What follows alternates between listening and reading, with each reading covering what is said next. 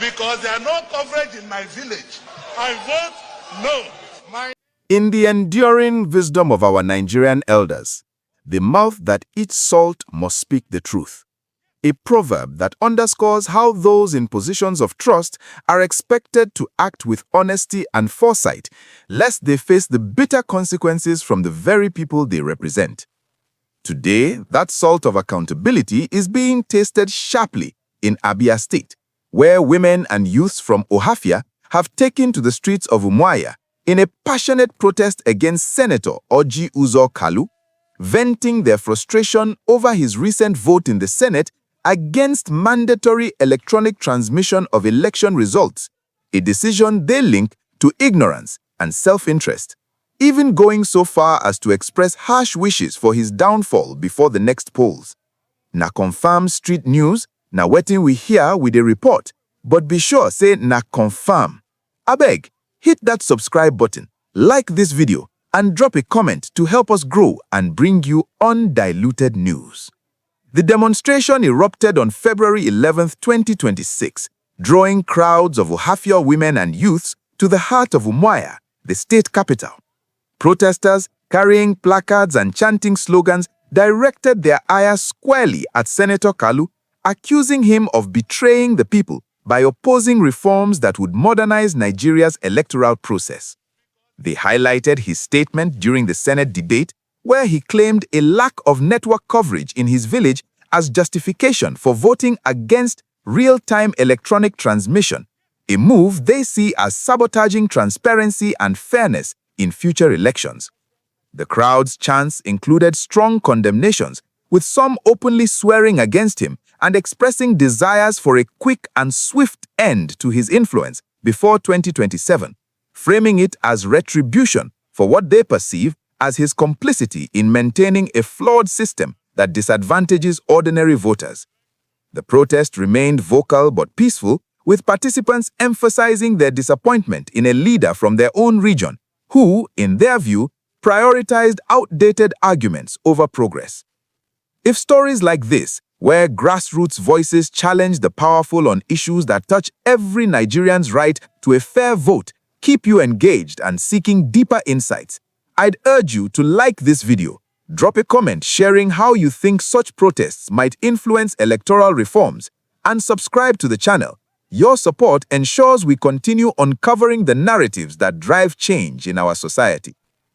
To understand the depth of this unrest, we need to look back at the broader context of Nigeria's ongoing electoral reform debates.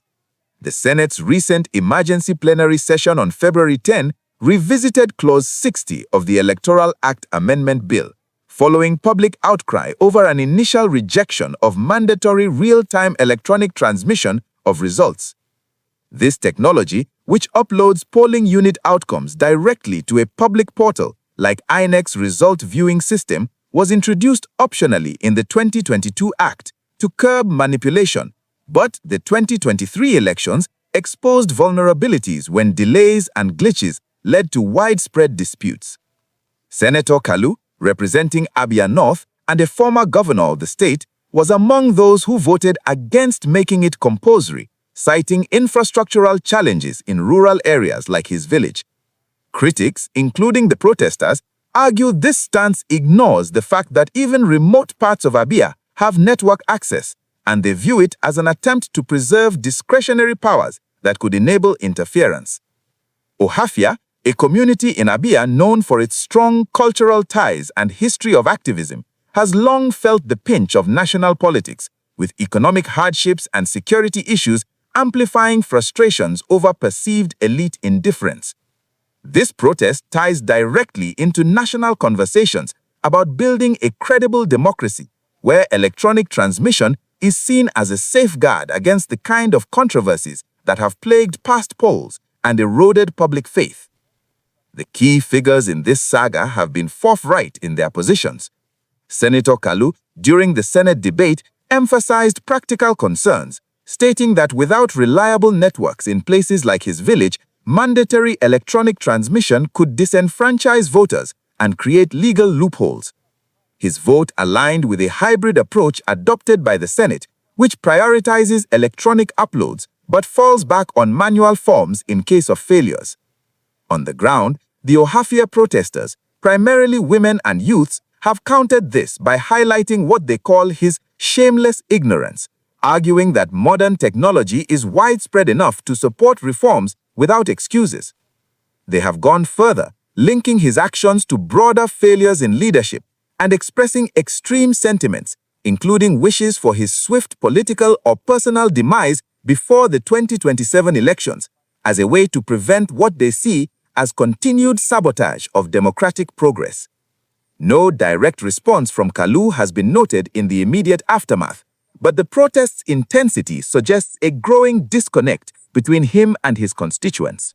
The implications of this event ripple across political, social, and economic spheres. Politically, it underscores tensions within the ruling All Progressives Congress, where Kalu's stance has drawn fire from reform advocates, potentially weakening his standing ahead of future contests and pressuring other lawmakers during the bill's harmonization with the House of Representatives.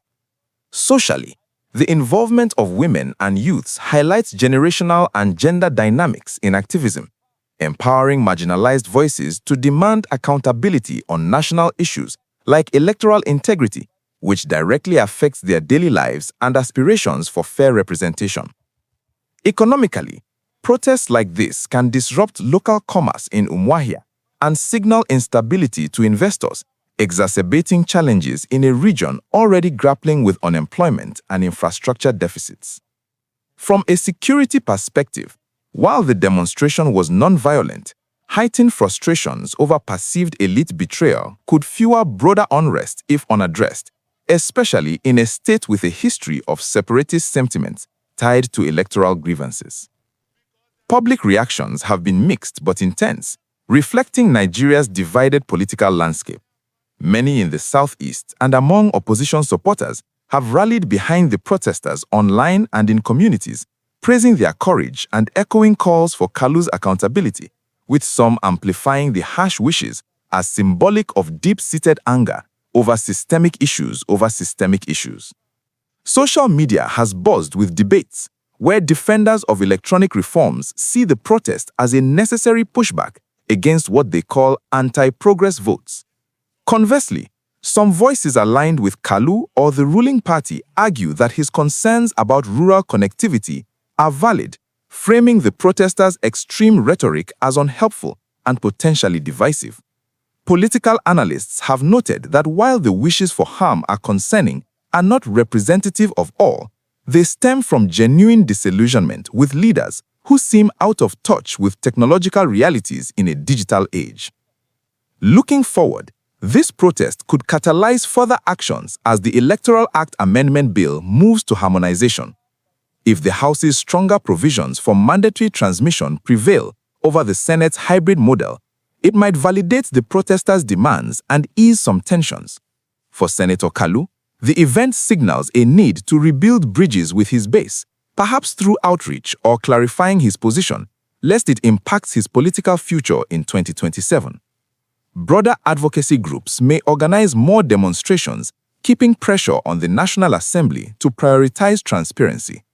In Abia and beyond, if unheeded, such grassroots movements could evolve into larger coalitions, pushing for electoral reforms, influencing voter turnout and party dynamics. Ultimately, the coming weeks will test whether this outcry leads to meaningful change or deepened divides in our democratic journey. As we wrap up this look into a protest that brings home the personal stakes in national policy decisions, I'd love to hear from you in the comments. Do you think Senator Kalu's vote was justified, or does it reflect a larger problem in our leadership? If this story has sparked your interest in the fight for fair elections, like the video, subscribe for more investigative narratives from across Nigeria, and turn on notifications to catch every update. Together, we keep the spotlight on the voices that demand better for all of us.